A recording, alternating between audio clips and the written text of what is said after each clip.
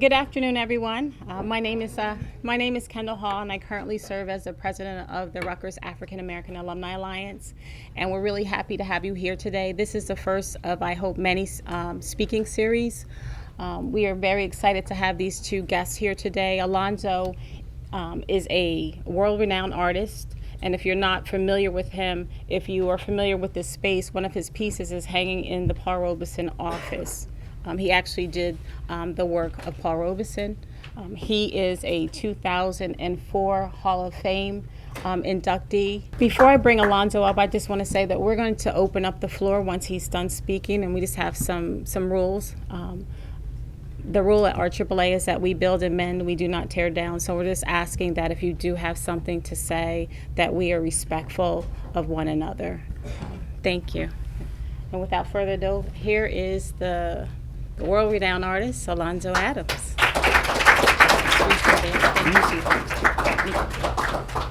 Good evening. I was gonna have another way of saying hello, but I decided not to. I was gonna do it for shock effect, but I decided not to.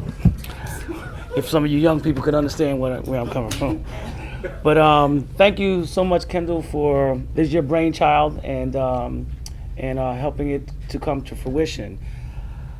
Havana. I remember, you don't understand, this young lady, I remember when she came into our gallery and she was about this high, the cutest little thing, big eyes and everything. I'm so proud of you. And you make my chest fill with pride to know that young people like you are coming up and going to help make a difference in this world today, that we're in right now. I'll let it be known right now. I'm not as eloquent with my speaking as I am with a paintbrush, but I will do my best. I came out of Rutgers in 1983. I came in 1979, and I came from a all-white school. Great school, but all white. I was the only, when I got there freshman year, I was the only black in the whole school. And when I graduated, I was the only black senior. And it was a great school. I had a great time. But I didn't really deal with much racism there. I mean, every now and then I heard the word nigger. And one guy, he didn't know that I was boxing back then, so he literally got knocked out over calling me a nigger. All right, I'm not gonna say the N-word. I'm gonna say the word nigger, okay? Because that's how much I hate the word. All right. I came to Rutgers and we were marching down George Street, fighting apartheid. So I came from a school where I didn't really deal with much racism to a school. I was like, whoa, what is going on here? I lived right above the Paul, over at Mettler, and the Paul Robeson section was down on the 3rd floor. I was on the 4th floor, and I go down the stairs to see my people, and upstairs there was 2 of us, and so I was literally pulled into like, whoa, this is real, I was kind of insulated from that at St. Joe's. Don't get me wrong, I grew up in Plainfield, in the hood, so I dealt with coming home every day to reality. But God gave me a gift to paint, and it's been a great career. And some time ago, someone said to me, when you leave here, if your work was put into a time capsule and opened up 50 years or 100 years from now, would your work say anything about what's going on or what was going on in your era? And that made me think. I mean, I've done a lot of great paintings, hangs on, a lot of institutions, hangs in a lot of homes around the world. And I started thinking about what really speaks to me. And it's you. It's our young people. So I started saying, what do I want to say with my work that is directed towards our young people? And one of the things that was really profound to me was as much as I love our people, I love our people. I love our young people. Sometimes I just shake my head and I'm like, damn, what is wrong with you? You know, I mean, I see our young people calling each other nigga, my nigga, this, nigga that, da da da. I'm like, really? I was like, do you realize that was the last words that some of our ancestors heard before they died from the lash of a whip? Do you realize that we weren't allowed to do? We weren't allowed to vote. We weren't allowed to go to the same bathroom. I mean, I still remember seeing colored only. I was young enough. I'm old enough to remember seeing that in the South, on the bathroom. You know, when you go to the bathroom, you know, you had to go to the back to eat. And we want to, as a people, and we're the only ones that do it too. That's the sad part about it, is take the most derogatory word that someone could give to us, and try to sweeten it by taking the ER off and replacing it with an A, and calling each other that. And I like, it's real what has happened to us over in our lives. I mean, there were people that were, some of the most hideous things that you could think of was done to us. With the final words, that's just another nigga gone. And it you know, we sit around and we talk about it in homes and with each other, but it's never brought out into a public forum. You know, the use of the word. You know, I remember sitting with Dr. Angelo, you know, God bless her soul, is a friend of mine and a collector. And I remember sitting with her, and we were talking about, the word nigger. And I was like, Dr. Angelo, where do you think it came from? And it's like cultural conditioning. You know, it's like we're conditioned to think that it's okay. You know, she was like, you don't see the Jews calling each other kikes. You don't see the Spanish people calling each other spics. You know, you don't see the Irish calling each other mixed. But, you know, we're gonna take something and try to make it a term of endearment. You know where my nigga came from? My nigga came from the slave master. That's my nigga Joe. That's my nigga Buck. That's my nigga John. That's my nigga Tom. That's my nigga. But now we want to run around and say, my nigga, my nigga, my nigga. You know, as opposed to, yo, my brother or my dude or whatever. You know, and then we want to get mad when we hear white people say it. Why? You've given them permission. You know what I'm saying? And that's where this painting came from. I wanted to show a young brother, dressed like, our young people dress. I dress sometimes, sweats on, beats, the beats, whatever, headsets on. But in his hands, are books that say against all odds. Because really, the odds are stacked up against us. Society's pushing us down, and we're pushing ourselves down even further. I mean, have you, sometimes, and I'm very outspoken. I remember one day I was going into Dunkin' Donuts over in South Plainfield. I got out my car, and I was walking up, and there was two white kids and two black kids, right? And as I'm walking up, all I hear is, yo, I told my nigga this, and I told my nigga that. I'm like, oh, God. And I get up, and it's the white kids saying it. And I was like, wow. I said, mind your business, Alonzo. Mind your business. Go into Dunkin' Donuts, get your coffee, come on out, and mind your business. There's these things that were going around for a while called knockout. I used to be pretty good in fighting, but right now I don't want to hit anybody, and I don't want to get hit by anybody because both of them would hurt right now. So I said, mind your business, go on in Dunkin' Donuts. And so I walked by, and I'm staring at the kid that was saying it. It was the young white boy that was saying it. And I'm just staring at him like, okay, go get your coffee. So I come back out, and he goes, I get my coffee, and I walk out, and he goes, hello, sir. And I was like, that's it. That's it. I said, yo, man, I'm not your sir. Don't speak to me. I said, you were the one talking about my nigga when I was. No, it wasn't me. It was him. I was like, no, it was you. And then the young brother says, no, he's cool. He's cool. And I looked at him like, really? I said, you should be ashamed of yourself for allowing him to use that word around you. And you should be ashamed that you're defending him using the word. But he's cool, sir. I was like, let me explain something to you. So I sat there and I was like, okay. And so as I got in my car, walked to my car, I was like, okay, hope they don't rush behind me and hit me or anything like that. So I got in my car, and I could tell I made them uncomfortable because the two white kids walked off.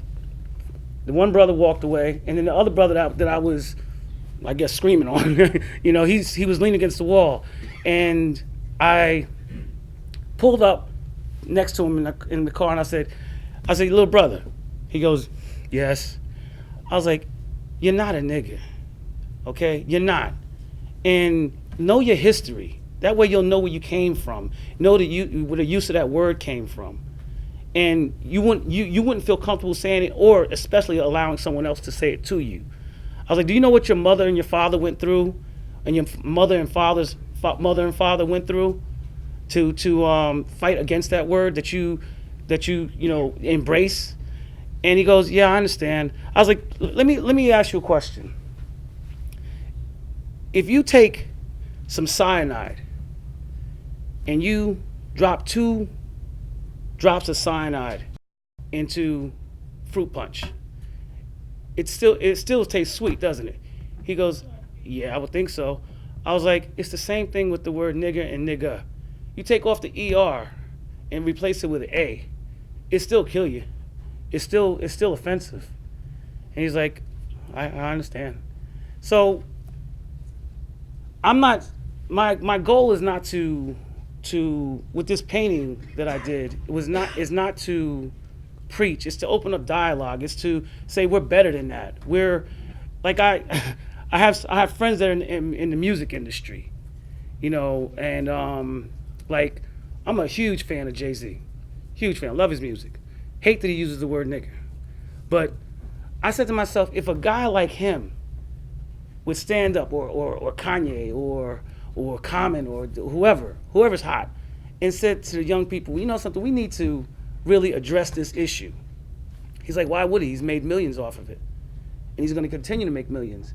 And if he stops, if he starts all of a sudden to start a movement of not using the word, he's going to stop making the millions, because there's people that out there that just don't get it.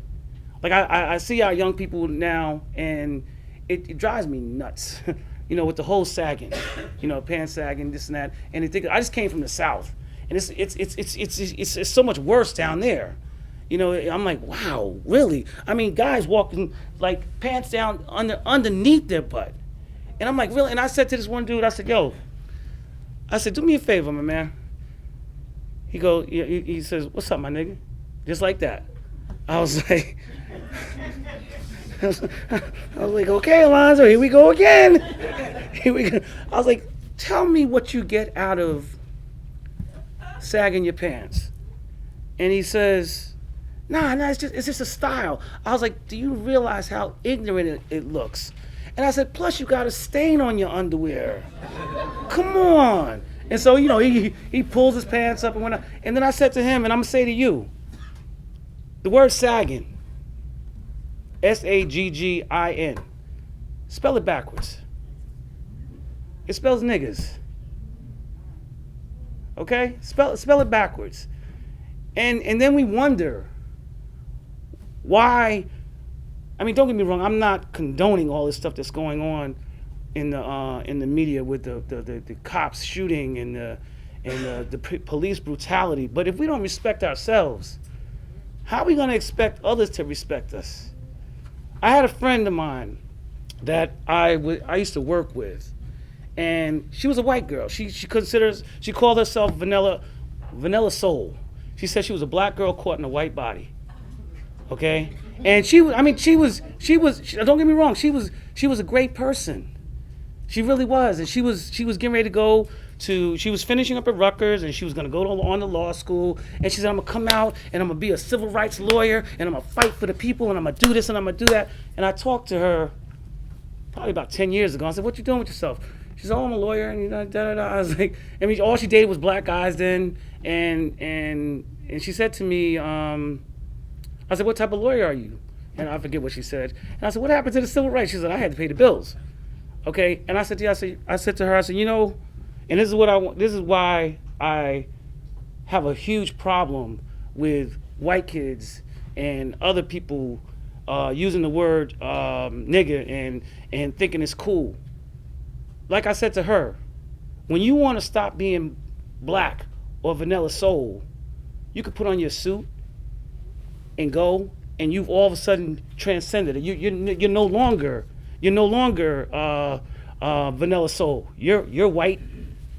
I'm not gonna say her name, but and it's the same way with the kids that run around trying to be, you know, what quote unquote down and you know, yo, that's my yo, you know, you're my nigga. This and that. They go home, they could take that right off.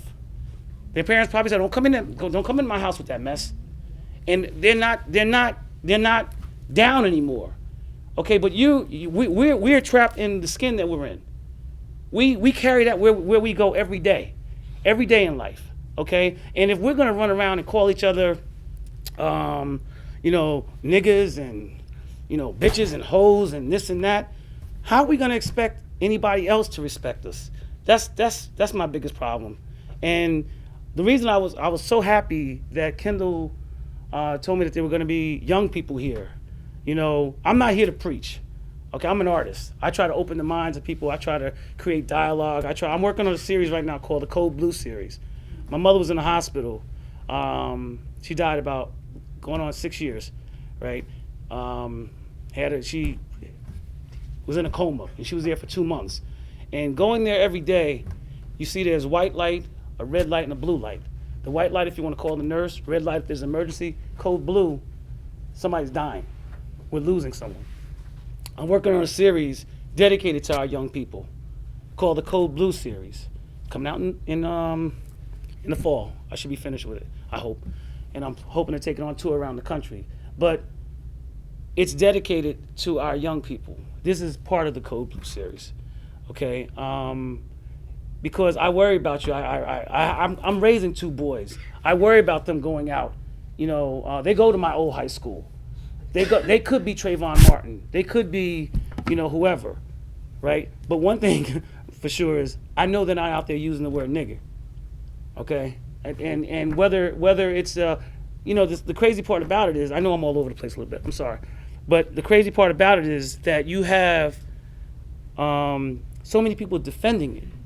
Like it's a badge of honor. Like how dare, I was talking to Stephen A. Smith, you know, about the use of the word, and I was, you know, I have several friends that are athletes in SNAT, and I have several friends that are extremely intelligent that use it, and they're like, I don't know why, you know, no big deal, you know, and I'm like, it is a big deal, but when you find yourself, you know, going against, you can't change everybody. So just like when I go to schools and I talk to young people, if I can get 1 or 2 people out of that audience that I'm talking to change their way of thinking, you know, it can start a movement. You know, you young people can start a movement of, you know, why do we need to use the word? You know, you're not gonna be popular, you know, and then there's some of you that I'm sure are here today to counter what I'm saying. Like it's no big deal, and I'm good with that too. You know, what I'm hoping for is open dialogue. We have people here that are older than myself that lived through really racist times, you know. And like this one brother said to me, he graduated from Morehouse, and he's 26 years old, and he's like, Alonzo, I get what you're saying. He's like, and I don't use the word. He's like, I use it every now and then, okay, but I didn't come through Jim Crow. I didn't come through slavery. I didn't even come through, what else? He said something else. He said, so the further I am removed of it, what he said to me that I found to be profound was, since I've been on this earth, it's been used as a term of endearment. You know, I was like, okay, I get it. Like if somebody's 18 years old or 17 years old and they came out the womb hearing, yo, my nigga, you know, yo, what's up, my nigga, how you doing? It is a term of endearment, you know, and they see it as a term of endearment. But if they go back and see where that word was given birth, okay, it would make them understand. So whenever I hear young people that I feel like I can talk to, I tell them to go back and know your history, because you, like that old saying is, you got to know where you are. I mean, know where you came from to know where you're going, you know. And that's all I really wanted to say about that. I mean, but like, you know, like I said, if you look at the painting, you know, and you read the words to it, and when I did it, I was like, okay, are you reaching a little bit on this one, you know? And then, you know, especially the words on the bottom, but I said, you know what, bump it. I'm gonna say what I want to say, you know. And if people are feeling it, they're feeling it. If they're not, they're not. Fortunately enough, people are feeling it, and the print's been doing really well. And I'm letting you know I'm gonna donate one of the prints to the Paul Robeson Center, so that, you know, the young brothers and sisters can see it on a regular basis when they walk by. So with that, I will say thank you, and hopefully open up to conversation and dialogue. And I want to hear what some of the young minds of our great institution here have to say about, you know, what I have to say, what I said. And like I said, I'm not eloquent with speaking, but hopefully I did all right.